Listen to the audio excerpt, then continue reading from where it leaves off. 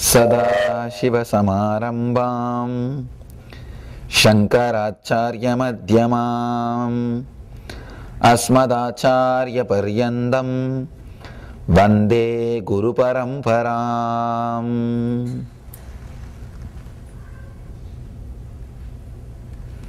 I welcome you all with my love and respects.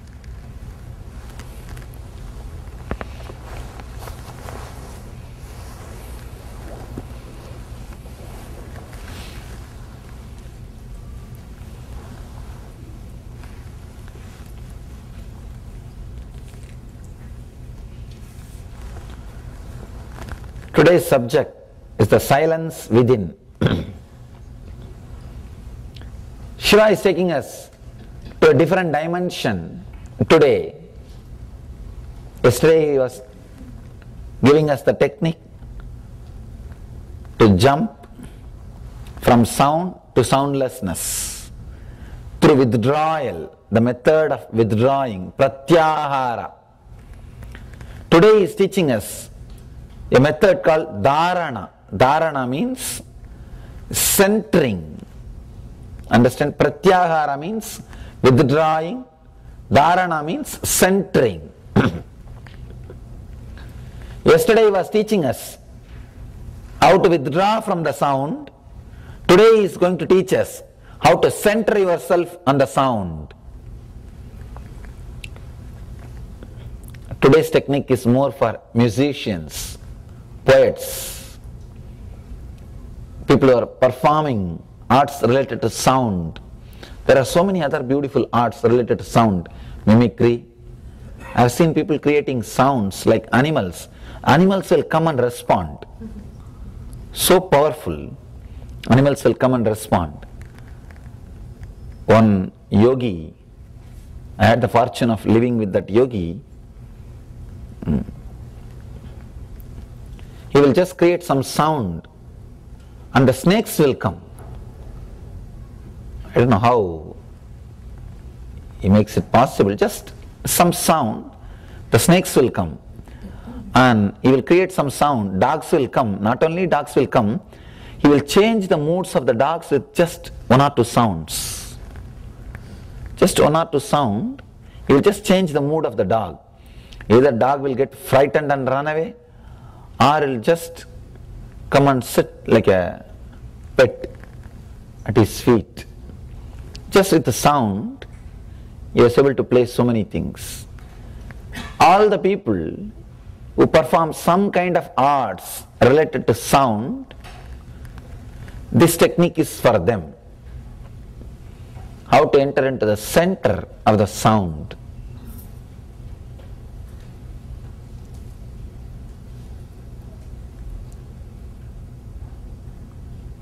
One beautiful example you need to understand. Pratyahara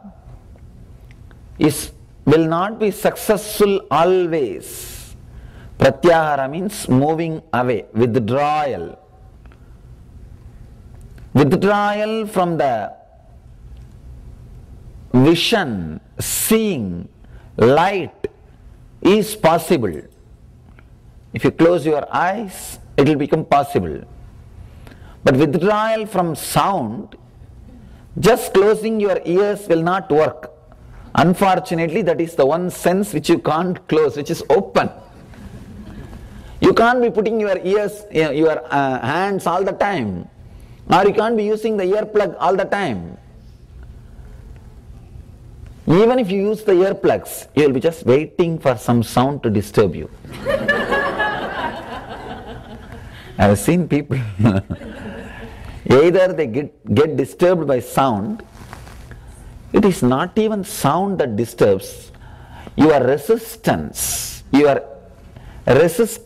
or your idea that there should not be any sound, that creates irritation. See, you can see many times people who show that they are meditating, they will make so much of noise.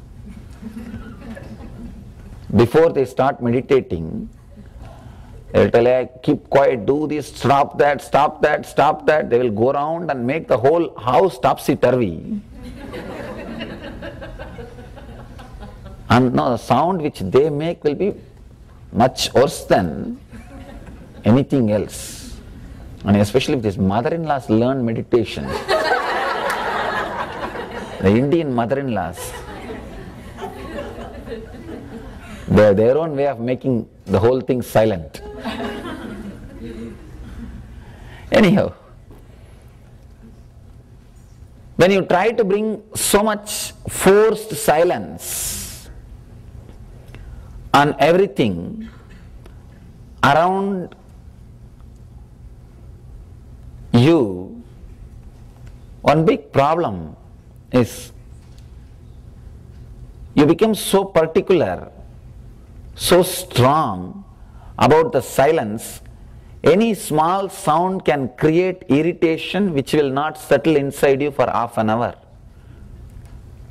One small crying or shouting of a child is enough to disturb your one-day meditation.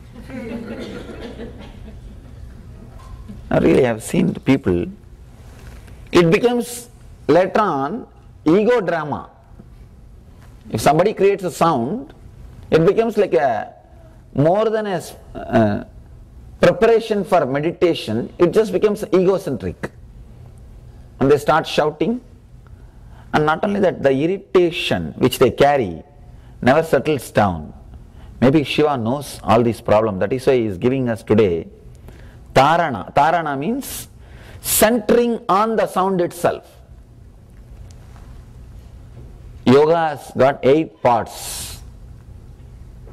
We call it Ashtanga Yoga. Understand? Not 8 steps, no.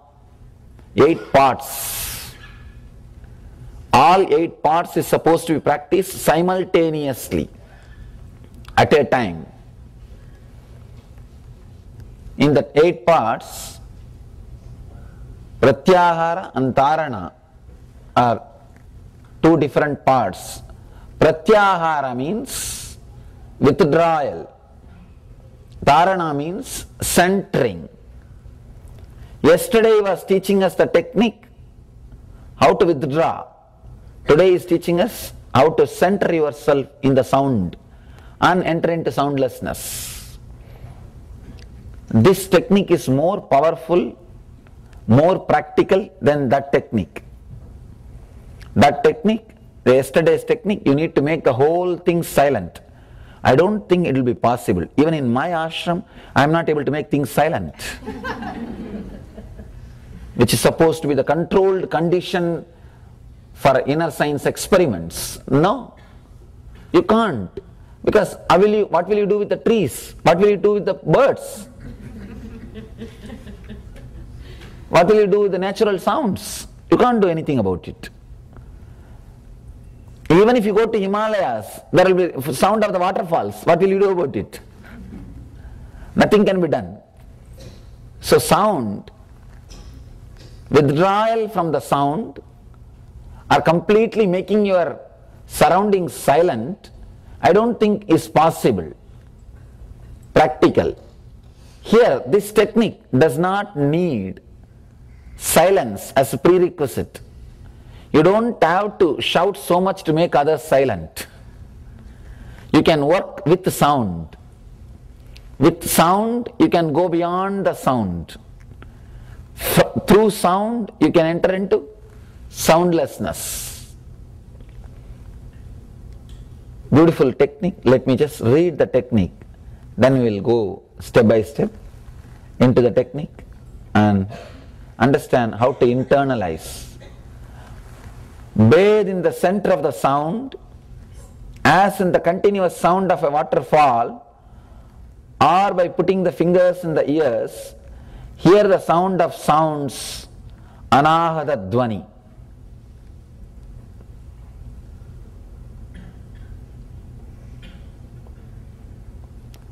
All the great scriptures, whether it is Vedic hymns or Bible words or Buddhist Dhamma Sutra, all great scriptures agree on one point. From sound the whole universe originated. The root of the matter, the root of the existence is sound. In Sanskrit we call Nada Brahma, means the sound which is the root for whole existence, whole cosmos. That is what we call Anahata Dvani. Ahata means created by striking. Anahata means uncreated, unstruck. Sound which is not created by striking any two objects. Unstruck is what we call Anahata Dvani. Here Mahadeva is giving us the technique to experience the Anahata Dvani. If you can touch the Anahata Dvani, uncreated sound, even once, you will never be disturbed by anything from the outer world. Anything in the outer world. I was with a great sadhu in a young age. Once he invited me to go to a nearby place. Usually in India they will go by walk to many temples, pilgrimage centers. He invited me, let's go for a yatra, pilgrimage. I said, let's go. It used to be a fun picnic, and being away from home is always fun. Because first thing, you don't need to go to school, no need for any routine, and especially in the young age when you have health, it's really fun. I said, let's go. We were traveling on a small boat, crossing a river. Suddenly the current was so strong, the boatman did not realize the current was very strong, and he rowed the boat in that strong current. And I saw very clearly the boat has started going along with the flow. Means the boatman has lost the control. And naturally, I'm a young boy shouting, and I don't know swimming. Another one fun. Because that's another one fun. Usually the village kids will be taught swimming at the age of 5, 6 itself. When they put me in the water first time, I told them, no, I am a sannyasi, I can't learn swimming. Traditionally a Swami can't swim, should not swim. There's a belief, you are not supposed to learn swimming, you are not supposed to cross the river, traditional belief. So I said, I won't learn. And now you being a Swami is not going to save your life. Knowing swimming only will save. So I was somehow uncomfortable and completely shaken. This sadhu was so quiet, completely relaxed, not disturbed at all. One thing, he knows swimming. Second thing, even if he knows swimming, he is going to be answerable to my parents, because my parents know that he only took me from the home. But this guy was not perturbed. And one more thing if I have to add, even if you know swimming, it was a very strong current, you can't come out of it. Such strong current. Because the boatman himself is not able to manage that strong current. But this sadhu is very strong. Somehow he managed to hold the boat and center, balance the whole thing, and he brought us out. After that I asked him, why you are not disturbed at all, not perturbed? What were you doing? How could you be so centered? Understand, it's a very powerful answer which has become mantra in me. And with this one technique, I can say after that nothing was able to shake me. This incident happened around the age of 10 or 11, and of course 22 I became enlightened. After enlightenment nothing can shake you, that is different. But from that 11 to 22, this technique was such a great help for me. Nothing was able to shake. It may look little impractical, or it may look like foolish. Anything great or intelligent always looks abnormal in the initial level. Now in the initial level it will always look abnormal or impractical. It was such a powerful answer. I asked him, how did you manage to keep yourself so cool, stable in that situation? See, he may be sure that he won't die. He may not die, but falling into the river and even swimming and coming out is going to be a lot of anxiety.